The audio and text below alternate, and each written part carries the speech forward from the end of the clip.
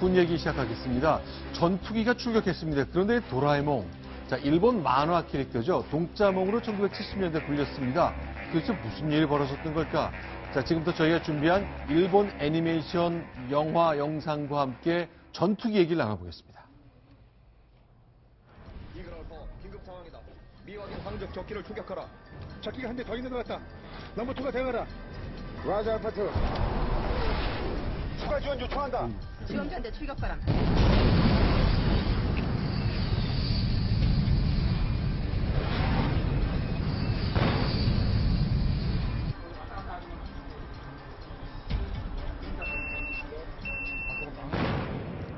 하늘을 마음껏 날고 싶어라. 좋아! 대나무 헬리콥터! 자, 지금 보셨던 저거, 하늘에 저게 떴거든요. 그래서 우리 전투기까지 출격했다. 이게 사실입니까? 사실인 것 같습니다. 사실 네. 같습니다. 네. 어떻게 된 거죠? 저게 이제 그 레이더에도 잡히나 보죠? 네, 레이더라는 건 결국은 이제 우리 안경 할 때 왜 초점을 강하게 하면 잘 보이고 또 흐리게 하면 흐릿하게 시력이 나빠지는 거랑 비슷해갖고요. 감도를 네. 높이면 매우 올라갑니다. 그렇게 되면 문제가 뭔가 하면 너무 작은 게 잡혀서 네. 독수리 큰 놈이 가도 잡힙니다. 네. 그렇게 되면 이제 헷갈리기 때문에 좀 감도를 떨어뜨리기도 하는데 이번에는 도라에몽 풍선을 잡아가지고 도대체 이게 뭐냐. 가끔 우리 백령도나 네. 연평도에서 대북 풍선도 띄우거든요. 네. 그때는 미리 뭐 신고가 됐는지 알았는지 그런 건 잘 찾아냈는데 이번에는 좀 미확인이 발견돼 갖고 이게 혹시 무인기가 아닌가 해서 떠서 추격을 한 겁니다. 그러니까 저게 좀 화면은 굉장히 커 보입니다만 이번에 논란이 되고 문제가 됐던 것 크기가 세로로 한 1.3m, 가로로 한 2.2m니까 사실 큰 물체는 아니잖아요. 이게 전투기는 시속 500km로 초계 비행하고 그런 거 아닙니까? 전투기는 한 1000km 날아가죠. 네. 1000km 날아가는데 뭐 속도를 움직이지 않았으면은 우리가 생각하기엔 또 헬기로 볼 수도 있고요. 또 무인기가 제자리 떠갖고 계속 할 수도 있다고 판단했을 수도 있죠. 재미있는 거는 F-15K가 떴다는 건데 원래 네. 저기는 F-16이나 네. F-5 같은 게 이렇게 초계 비행을 해야 되는데 대구에서 뜬 거거든요. 네. 그럼 굉장히 멀리서 전략 폭격기가 날라온 거니까 우리로서는 굉장히 위험하다라고 봤던 것 같아요. 공군의 MCRC에서는. 아니 그러니까 대구에서 출격해서 이렇게 쭉 추적을 해봤더니 육안으로 봤더니 저게 풍선이었더라 이렇게 밝혀진 건데 전투기 조종사들은 시력도 굉장히 좋아야 되겠네요. 좋아야 되죠. 전투기 조종들 안경 쓰면 안 됩니다. 안경 쓰지 않고 나안으로 네. 시력이 좋아야 돼요.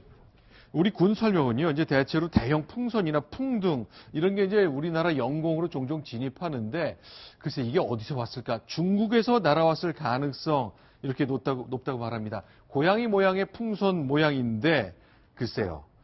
자, 이렇게 이제 보신 것처럼 우리 군이 바짝 긴장하고 있다는 것 사실 하나만으로도 좀 든든한 측면이 있습니다.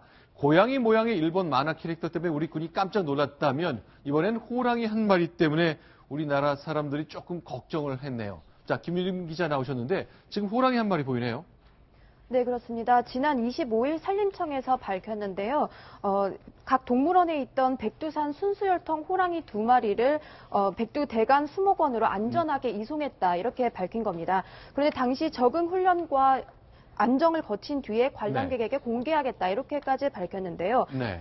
이 중에 한 마리였던 금강이가 사망한 겁니다. 당시 2011년 중국에서 한중 산림 협력 회의를 통해서 한국으로 넘어왔던 호랑이였는데요. 그 중 한 마리가 사망하면서 산림청의 약속은 지켜질 수 없게 됐습니다. 아니 그러니까 정리하겠습니다. 자, 이제 좀 더 우리에 있고 동물원에 있지 말고 좀 넓은 백두대간에서 마음껏 뛰어놀며 살아라. 이렇게 호랑이 2마리를 백두대간으로 보내는데 아흘 만에 죽었거든요. 근데 저렇게 약한가요? 이게 자동차로 보내는 과정의 문제입니까? 어떤 문제가 있었습니까? 네, 그렇습니다. 이 호랑이 같은 경우는 만성 신부전증이라는 병명을 앓고 있던 호랑이였습니다. 네. 이 신장이 굉장히 약해지는 병인데요. 그 사실을 동물원에서 모르고 그냥 무작위로 옮기게 된 겁니다. 그 당시 대전에서 경북 봉화까지 250km, 5시간 여정이었는데요. 네. 그동안 1시간에 10분씩 쉬면서 옮기기는 했지만 그 신부전증을 앓고 있던 호랑이로서는 굉장히 스트레스를 받는 여정이라고 볼 수 있었던 겁니다. 자, 대전에서 경상북도의 봉화에 있는 백두대간 산간 지역으로 보내는 건데 무진동차 굉장히 예민한가 보네요, 호랑이가. 그렇습니다. 맹수임에도 불구하고 호랑이는 병을 갖고 있을 경우에는 굉장히 예민하게 볼 수 있습니다.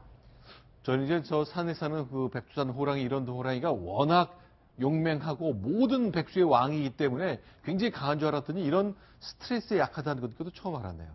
스트레스가 아니고요. 네. 뭐 이빨도 튼튼하고 용감하겠지만 속이 안 좋은 걸 어떡합니까? 속병든 고양이란다. 호랑이니까 이건 어쩔 수가 없다고 봐야 되겠죠. 알겠습니다.